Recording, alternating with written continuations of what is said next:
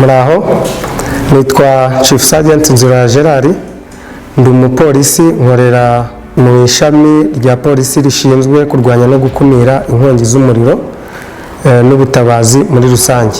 Mu gihe habaye inkongi y'umuriro iturutse kuri gazi dutekesha, ushobora kuyizimya ukoresheje iyi sume cyangwa ikiringiti cy'umunyitsi, cyangwa ugakoresha fire extinguisher cyangwa ikizimyamuriro cya CO2 cyangwa icya powder uko mubibona, kandi ibyo kirazira kikaziririzwa gukoresha amazi igihe cyose havutse inkongi y'umuriro.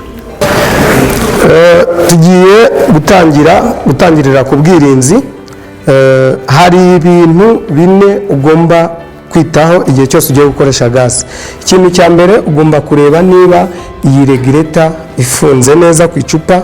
Biba byiza iyo urangije guteka uyikura ku icupa ukayifungura ukayishyira ku ruhande. Igihe cyose rero ugiye gutegura amafunguro, ugomba kuza kukareba niba nta waje ngo ayifungeho abe yafunguye gazi. Icya kabiri, ugomba kureba niba nta cyangije uyu mupira, ukaba wagira fuite uyu mupira ukura gazi ku icupa uyijyana ku mashyiga. Icya gatatu, ugomba kureba niba ibi bibiriti bifunze neza.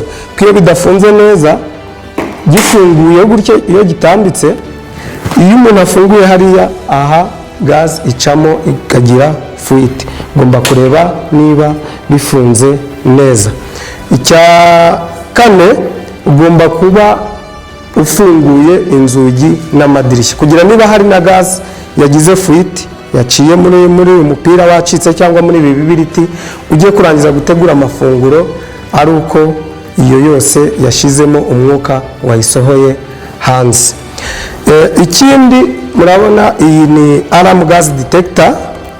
Iyi ikimaze iba icometse ku muriro, turaza kubibereka. Iyo hari gazi yasohotse mu icupa ikajya mu nzu, iyi alarm gas detector irasona.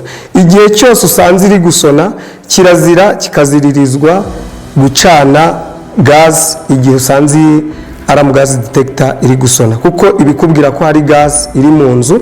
Icyo gihe iyo ucanye ihita yaka inzu yose igahira rimwe. Ni ukuvuga iba icometse ku muriro nko muri metero uvuye aho gazi iri, icometse ku muriro, ifunzeho ku gikuta. Uyu mugozi mureba uraza niwo uza ugahuza icupa ni alarm gas detector. Iyo yumvise gazi irasona, uyu mugozi uba uriho akavalve hari agahita gafunga rya cupa kugira ngo wowe niba udahari kagufashe usange kayifunze. Igihe cyose rero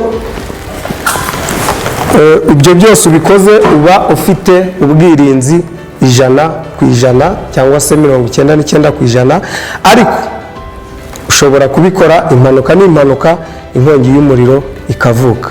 Twayirinda dute rero? Ushobora gukoresha ikiringiti cy'umunyitsi cyangwa se iyi sume. Iyi sume ibitose ariko itajojoba amazi.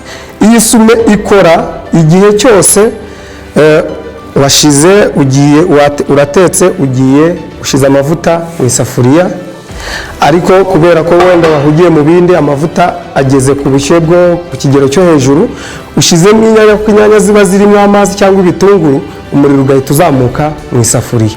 Icyo gihe ukoresha iyi sume, wirambura neza witonze ku buryo nta kintu na kimwe kigaragara cy'intoki zawe, ukaza ukegera ya safuriya yawe ugapfuka ku buryo nta hantu na hamwe hanyura umwuka ugere kuri wa muriro. Icyo gihe ukabikora mu gihe cy'amasegonda nk'icumi. Igihe umuriro uzamutse warushyizemo inyanya, umuriro ukazamuka mu isafuriya, ushobora gukoresha umufuniko igihe ufite ujyaho neza cyangwa indi safuriya, ariko kubishyiraho umanura gutya kuko washya umwanya. Uraza witonze kwegera neza ugapfundikira, ukabikora mu gihe cy'amasegonda 10. Warangiza ugakuraho umufuniko nanone witonze cyangwa indi safuriya, ureba ko umuriro wazimye. Murakoze. Kirazira kikaziririzwa gukoresha amazi ku nkongi y'umuriro yaturutse kuri gaze dutekesha kuko irushaho kwiyongera. Ukoresha ikizimyamuriro ugakuramo ukerekeza aho umuriro